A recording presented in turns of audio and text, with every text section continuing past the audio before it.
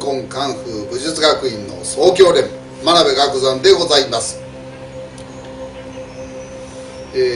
本日は少年党解説シリーズその10ということでございまして、これまでは一つ一つの技を解説してまいりましたが、これまでの第1節、これからは第2節という技になるんですが、これまでの第1節をトータルに、解説していきたいと思います。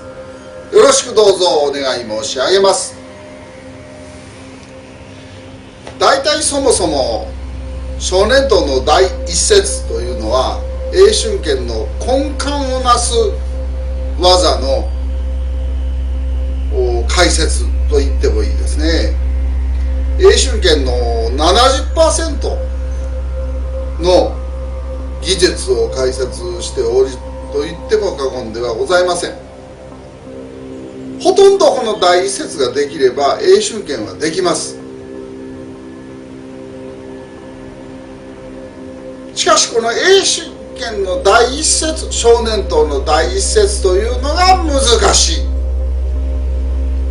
これさえできれば詠春拳はほとんどできたんと一緒です。しかしこれができないんですね。できないのはできない理由がありまして、まずちゃんとした師匠についてない。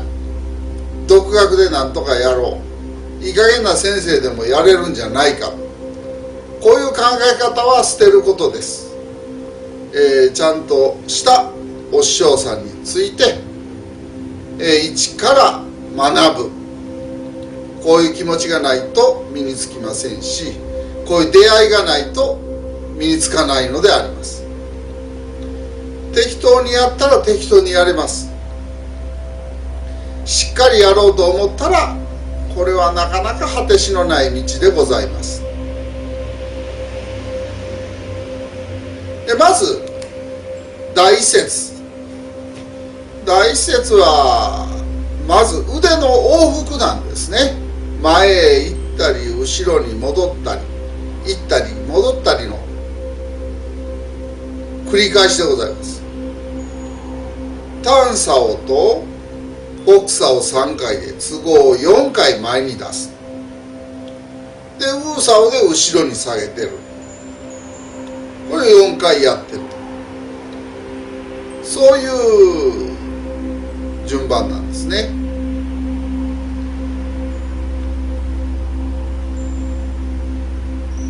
みんなでも間違ってるのは、ふわーっと脱力をしてふわーっとやる。これは大間違いであります。ある一定の力を想定してその力に対して抗う形で技を出す。例えば単竿に対して出すのは北竿です。この単竿対北竿、これがまずしっかりと拮抗しないとダメですね。この人の単竿を受けれません。この人の北竿を抑え込まれてしまいます。こういうことではいけません。単竿と北竿が力と力が釣り合う。釣り合って正中線上で止まっている。これが理想の形ですね。ただ単竿をそのベタっと北竿を置いてるんじゃありません。力の方向というのが決まっていて、その力の方向の通り力を発揮しないとダメなんですね。この方向には力が入ってます。他の部分は力が抜いてます。だから、純粋な力、ピピュアな力というのがこの単差や北差に働くということなんです。なかなかこのピュアな力っていうのが出すのが難しい、何年かかかる場合がありますね。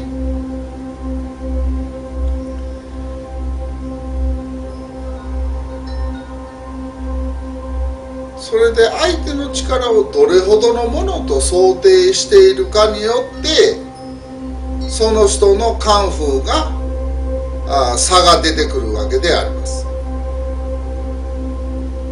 当然どんな人でも想定外の力がやってきたら受けられないのは当たり前です。しかし、それが受けられないからといってそれで終わりというわけではありません。それを受けるにはどうしたらいいのかということを考えないといけないんですね。まず前へ行ったり後ろへ来たり、この軌道がYouTube 動画とか見てて、軌道が汚い、もしくはばらつきがあるというのはいけません。例えば単差をこんな感じに出して、でウーサオはこんな感じに出して、でまた北サオはこんな感じに出して、またウーサオだったらこんな感じ、こんな感じでこうなんか船こぎみたいになってますね。こんなんじゃダメです。同じ軌道で単差を出して、そしてウーサオでまたその軌道上を戻って、こういって上に上がるの、こんなん間違いで、ウーサオですが、ウーサオというのはこういうふうな感じで、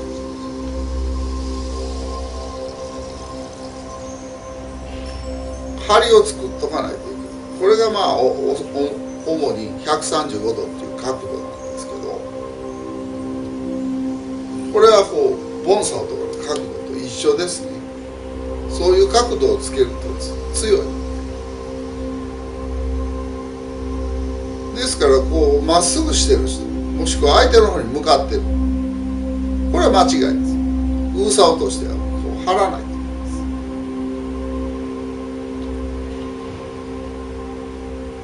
す。単サオもウーサオもしっかり親指を曲げて、で135度で、ここは135度ですね。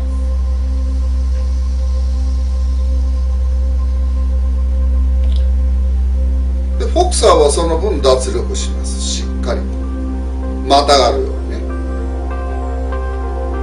しっかり真ん中単サオが受けられるようにやらないとダメです。こういう軌道がまっすぐ出てまっすぐ戻る、まっすぐ出てまっすぐ戻る、こういう動き方をしてないとダメですね。その時に体がこう前に行ったり後ろに反ったり、もしくは肩がこうなったりずれたり歪んだり、こういうことをしてしまってもうむちゃくちゃになる人が多いんですね。力を発揮し、英春拳の力を発揮しようと思ったら肩と骨盤が動かずその位置でないとダメ。肩が上がったり歪んだり、こういうことがあったら英春拳の力は発揮できません。英春拳の力というのは三角形ですから、三角形、こういうことですね。こういう三角形、こういうことで守ろうということです。この三角形の二等辺三角形のそれをいわば底辺になるわけですね。底辺がぐじゃぐじゃぐじゃぐじゃ歪んだら、頂点に対するテンションが来た時にそれを受けられるのかという、その力が変わっちゃうので受けられへんんですね。ですからこんな単差は間違いです。しっかりこの三角形というのを意識して、その中から出す。そういうことにならないと、パッと見て三角形がパッと見えないともうダメ少年とですね。それはもう英春拳をやっているのかどうかすら怪しいというレベルになってしまいます。まずこの三角形が守られているかどうか、出してる軌道がまっすぐかどうか、そこ見てください。前へ行ったりのけぞったり、肩が歪んだりで、腰だけ歪んでこんなんなって、もうわけわからんようになって、正面がこっちの方になってったり、正面は相手の正面は自分の正面で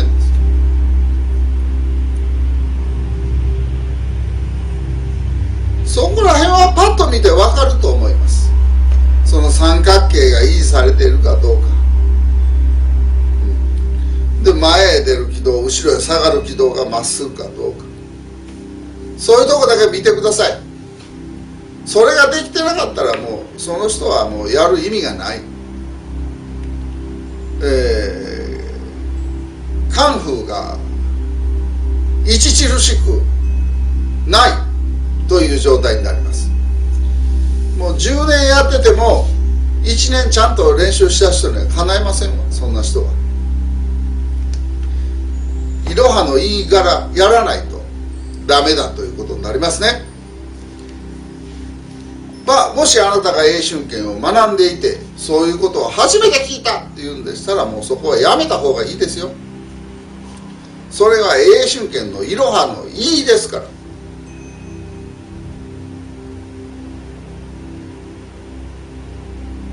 何事も学ぶということは、いろはのいいから始まるんです。